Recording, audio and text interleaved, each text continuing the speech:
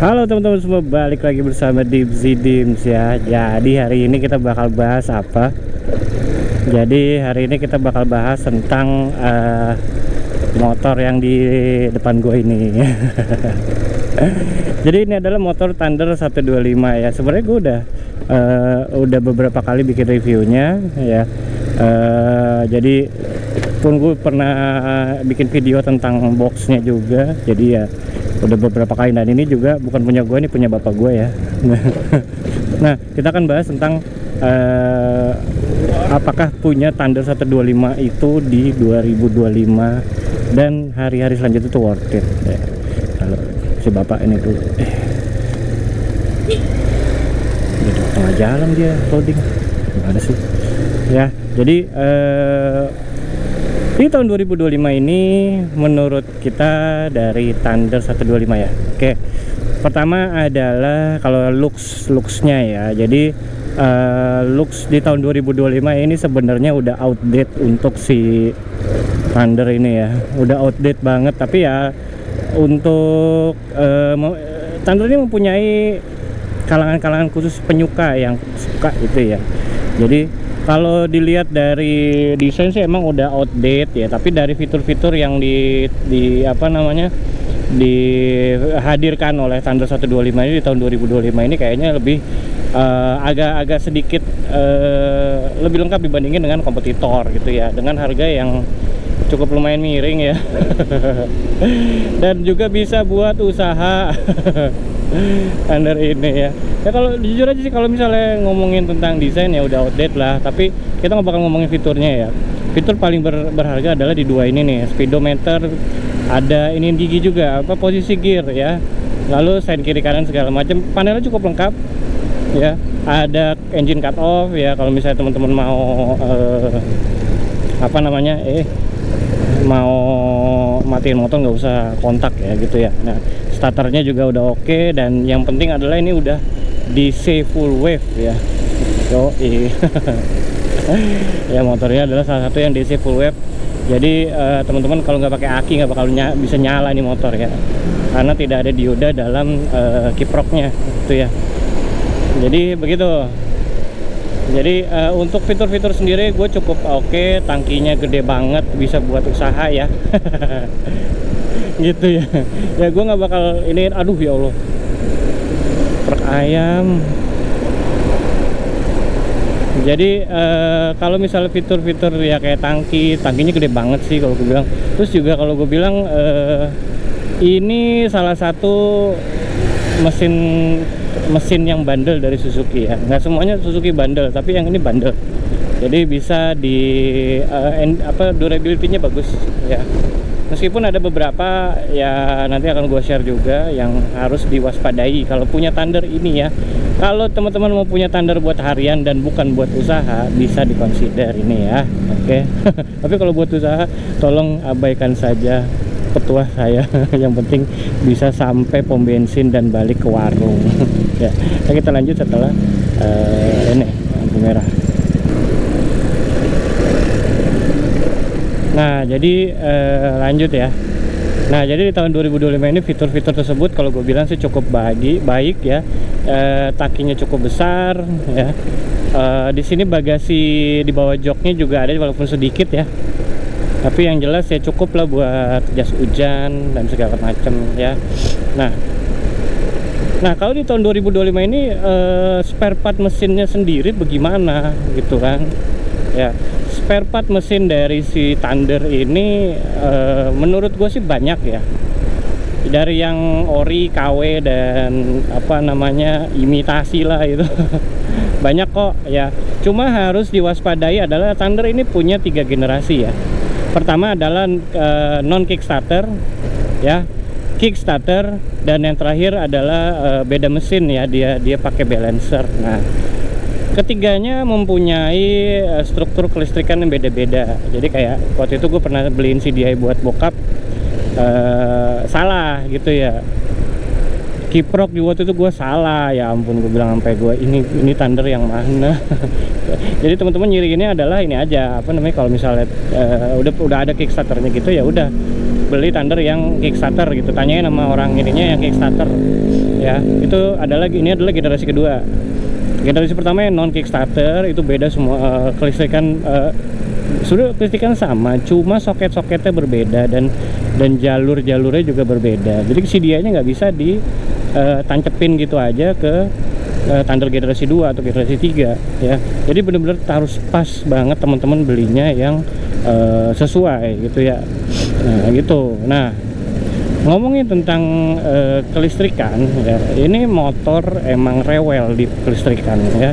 Jadi kalau misalnya teman-teman mau agak nyari Thunder buat harian ya, kalau nyari Thunder buat harian yang cari yang kelistrikannya bener dulu deh gitu ya, karena agak ribet gitu ya. Kayak gue kemarin beli spool ya, spool imitasi, bagus sih, nggak ada masalah gitu ya. Cuma lama-lama jadinya berkurang voltasenya. Pengisiannya berkurang ya udahlah. Kalau masalah spool kayaknya mendingan ganti ori aja deh kalau Suzuki ya. Kayak di FXR gue juga ngomongin spool, gue ganti itu waktu kemarin sama Shogun 125 yang ori ya. Itu harganya lumayan mahal, 500.000. Itu buat spool doang cuy ya.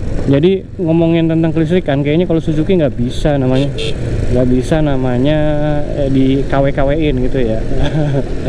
Kiprok gitu kan, nggak bisa, kayaknya harus ori ya. Nah, kalau untuk kelistrikan sendiri rewelnya itu di spool pertama, kedua adalah kiprok ya. Ini udah ganti kiprok punya CBR asli itu soft ya, di utak-atik dikit lah ininya jalurnya bisa. Substitusinya adalah punya CBR ya. Nah, habis itu ke aki ya, ini karena akinya agak ini sedikit ya, agak berbeda sedikit, 9 ampere. Gue juga bingung kenapa gede-gede amat nih aki gitu kan. Jadi ini 9 ampere ininya, jadi dipastikan harus pengisian harus prima ya. Nah itu gede banget akinya, dan gue juga nggak ngerti kenapa pakai 9 ampere. Mungkin ngejaga-jaga kalau misalnya karena ini waktu dulu nggak pakai starter ya udah, nggak pakai kickstarter ya udah, harus gede, harus terjamin ininya voltase aki dan kapasitas cold cranknya gitu ya. Makanya 9 ampere. Tapi emang ini punya lampu wattnya gede sih gue bilang, jadi emang ya sesuai sih gitu ya. Nah, terus yang bikin rewel kalau kelistrikan itu ya mesin. Kalau mesin sendiri dibilang rewel, nggak rewel-rewel amat ya, masih laju lah dia. Tapi ya karakteristiknya adalah ini kayaknya gearboxnya emang dibuat pendek-pendek buat perkotaan ya. Jadi 1-5 nya itu ini banget pendek banget tuh ya. Nah, mensiasatinya adalah dengan cara final gear aja belakangnya diturunin ya. Jadi lebih enak. Nah ini kayak gue tadi pakai gigi 5 itu udah ngegerung di 6.000 atau 6.000-an kayaknya deh. Nggak enak kalau buat eco riding gitu. Ini motor soalnya nggak kencang-kencang amat gitu ya. Kalau digeber juga ya lu, apalagi ini seri yang nggak ada balancernya, ya udah biji lu mateng gitu aja kan ya. Nah tuh kalau mesin biasanya dia kletek-kletek di ininya ya, poros noken as, jadi dia kletek gitu. Kalau dari gearbox segala macam kopling sih nggak jarang sih gua gua menemukan permasalahan di situ ya. Kalau kaki-kaki sendiri enak banget cuy. Kayaknya di tahun 2025 ini nggak banyak motor yang suspensinya empuk kayak Thunder, baik depan maupun belakang ya. Ini kalau kondisi motornya prima ya enak banget sih. Bokap gue kemarin pas dipakai, dulu gue punya CB, pas dia punya ini enakan Thunder bapak katanya. Shock breaker belakangnya nggak bikin sakit pinggang. Iya juga sih, gue pantat gue pun merasa nyaman dengan shock breaker orinya dari si Suzuki Thunder ya.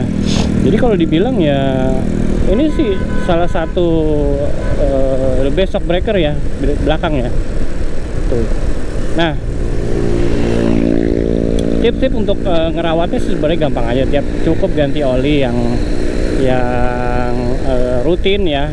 Karena ini kan jangan lupa pakai filter ya. Di bawah di dekat baut tap itu ada filter.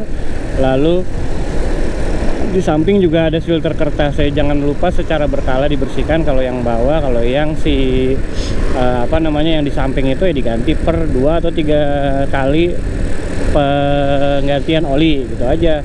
Jadi sebenarnya sih gampang-gampang aja kalau misalnya merawat ini motor ya. Dan juga yang gue suka adalah kualitas tangkinya nggak kaleng-kaleng cuy. Ini udah motor udah berapa lama ini? Udah mau 20 tahun tapi tangkinya masih bersih dari karat. Padahal bokap gue nggak, ngisinya juga biasa aja, nggak terlalu penuh amat gitu ya. Tapi dibandingkan dengan FXR gue, lalu motor-motor lain kayaknya udah banyak yang bocor. Nih kagak ada bocor sama sekali. Gokil sih, top. Emang standar standar perindapan bagus gitu ya untuk yang ini. Ini ya, itu dia. Jadi kalau gue bilang sih kalau di tahun 2025 ini teman-teman, plusnya adalah ini motor emang bandel, nggak bisa dibilang irit ya, lalu nyaman. Dan juga kalau gue bilang ya gimana ya, salah satu yang gue nggak suka adalah dari si motor ini adalah kalau misalnya ke pom bensin ya begitulah. Dipandangnya sebelah mata gitu ya. Makanya gue beli ini semua buat bokap gue biar dia keciri adalah bukan pelaku UMKM gitu ya. Jadi ya begitu sih sebenarnya. Bisa nggak ini dibuat kencang? Bisa aja kalau misalnya teman-teman mau ngeracik sih ya. Cuma kalau gue bilang dari sasis segala macam, angka segala macam, kayaknya ini memang bukan buat ngebut tapi lebih kepada perkotaan gitu ya. Jadi teman-teman jangan salah, ini enak buat perkotaan tapi ya nggak bisa buat ngebut. Jadi kalau misalnya ngomong cc nya doang 125 tapi nggak bisa ngebut deh, nggak bisa begitu bro. Ya, jadi kalau gue bilang sih ini motor dengan harga yang kompetitif sekali ya. Di 3 juta dego gitu kan, ada yang 5 juta ada kalau rapi banget. Tapi kalau gue rasa sih teman-teman mendingan beli yang seri paling terakhir deh, yang hak, yang Thunder 125 yang generasi paling terakhir. Karena kenapa? Kalau ini dipakai harian pasti geternya sampai kepala kalau udah kayak gini aja nih tuh. Yang gue udah gigi 5 ya udah begini aja. Ini udah geter banget tuh tangan gua, buset. Gitu. Ini mungkin di RPM 6-7 ribuan ya. Udah geter ya, sampai badan gue juga geter ini. Ini sangat-sangat tidak enak sih kalau gue bilang. Dibandingkan motor sekarang yang punya balancer, ya kenyamanannya ya kalau buat speed rendah gini aja mah ya udahlah. Tapi kalau udah buat RPM tinggi ya mohon maaf deh. Bisa consider ke motor lain aja. Ya itu dia. Ya udah itu aja sih dari gua. Kalau untuk Thunder ini cukup worth it untuk dibeli ya. Tapi kalau kalian bukan pelaku usaha ya bisa dipakai kok buat harian juga. Kalau pelaku usaha kan paling cuma sini warung pom bensin gitu aja, yang nggak ada masalah juga. Bandel juga nih motor. Ya itu aja sih. Kalau misalnya teman-teman mengalami hal serupa di tahun 2025 ini, boleh dong share di kolom komentar ya. Jangan lupa follow juga ya Dimsi untuk video-video selanjutnya ya. Itu dia. Oke, itu dia Dimsi sign out. Thank you.